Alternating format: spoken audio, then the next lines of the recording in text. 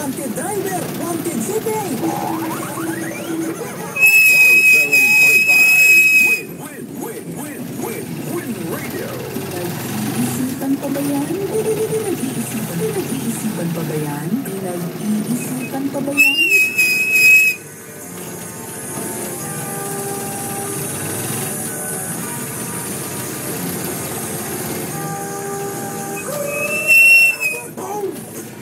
Naisip ko yun, dahil sa oras mo, 30 minutos, makalipas ang alas-alas ng hapon. At siyempre, talaga namang tulok na tulok pa rin dito sa 107.5 Win Radio. Pinag-iisipan mo yan, winner, and ito. Okay dyan mga boss chip. Next naman talaga si Boss, oh. Pogi-pogi mo, ha? Ikaw, ano bang sikreto mo, ha? Ano bang sikreto mo? Balang guwapo-guwapo mo, ha? Ikaw talaga, oh. Next naman talaga. Alam mo naman, totoo sinasabi ko, naniwala ka, ngumiti ka pa. Ikahitan mo yun. Ay nako, grabe. Pero alam mo, boss, diyan ka muna sa tabi. Oo, diyan ka muna sa tabi. Alam mo kung bakit?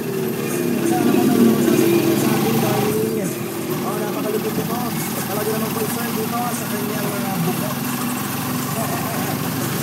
Ano pa rin ito?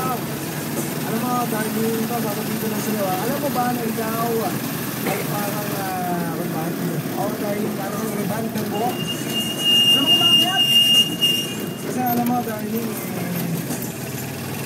nagawa mo na kami straight sa buhay.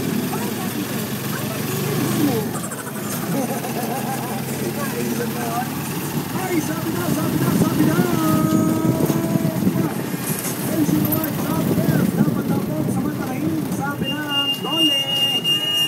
Diba? Grabe, no? Pero nga po, sabi na po si Secretary Rosalina Abaldos.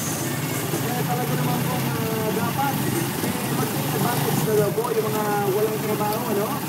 Kasi nga naman po, meron pong farmer jumper, bukas daw po, kasabay daw po ng Labor Day celebration. Diba? So, mabulit pa nila daw po yan para hindi naman habang buhay. Lagi na lang kayo nagbumbog mga sabi mo, wala akong mahal na trabaho, wala akong mahal na trabaho. Oh, yan,